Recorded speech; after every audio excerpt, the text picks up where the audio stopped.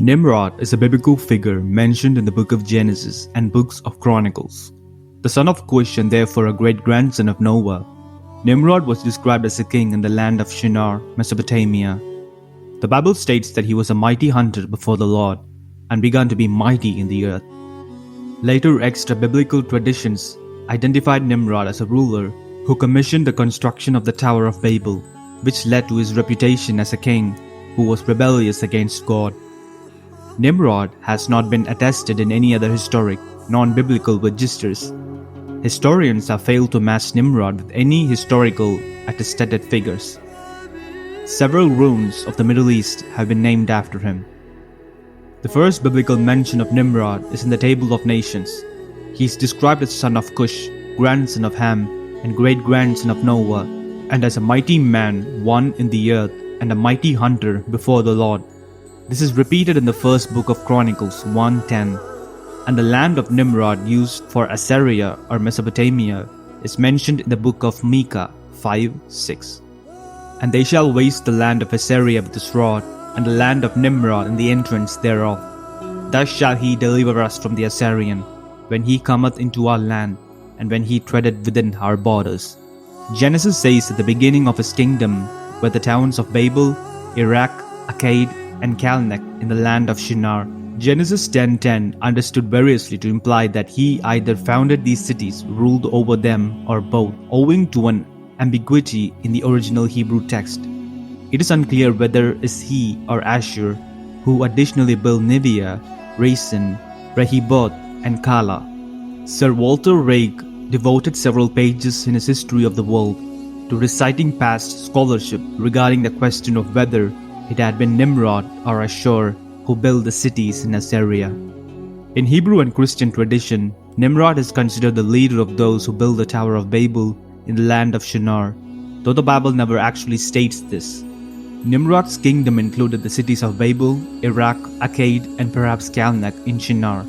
Since Akkad was destroyed and lost with the destruction of its empire in the period 2200 till 2154 BC, the stories mentioning Nimrod seems to recall the late early Bronze Age. The association with Iraq, a city that lost its prime importance around 2000 BCE as a result of struggles between Isin, Larsa, and Elam, also attests the early province of the stories of Nimrod. According to some modern-day theorists, their placement in the Bible suggests a Babylonian origin, possibly inserted during the Babylonian captivity. Nimrod was an ancient ruler of the Mesopotamia area known as Shinar. His empire flourished in the centuries following the flood, described in Genesis 6. According to the Hebrew Bible, Nimrod was the son of Cush and the grandson of famed shipbuilder Noah. His name appears 4 times in the Hebrew Bible. In Genesis 10:8-9, Cush fathered Nimrod. He was the first on earth to be a mighty man. He was a mighty hunter before the Lord. Therefore it is said, like Nimrod, a mighty hunter before the Lord. In 1 Chronicles 1:10, and Cush begot Nimrod. He began to be mighty upon the earth. In Micah 5:6, and they shall waste the land of Assyria with the sword, and the land of Nimrod and the entrances thereof. Thus shall he deliver us from Assyrians, when he cometh into our land, and when he treadeth within our borders. The Bible indicates that Nimrod was a man of great power and refers to him specifically as a mighty hunter before the Lord. When translated literally from the original language, this phrase more accurately reads a mighty hunter in defiance of the Lord. Nimrod was born into a patriarchal form of government. Under this ancient system, women were subject to authority of men, and men themselves followed the dictates and counsels of their families' respective patriarchal figures. Noah, Abraham, Isaac, and other key figures lived under a patriarchal system. Nimrod rebelled against the patriarchal form of government. He preferred a monarchical system with him as a king. Nimrod soon acted upon his ambitions and declared himself king over his own people. This action was tantamount to modern-day treason.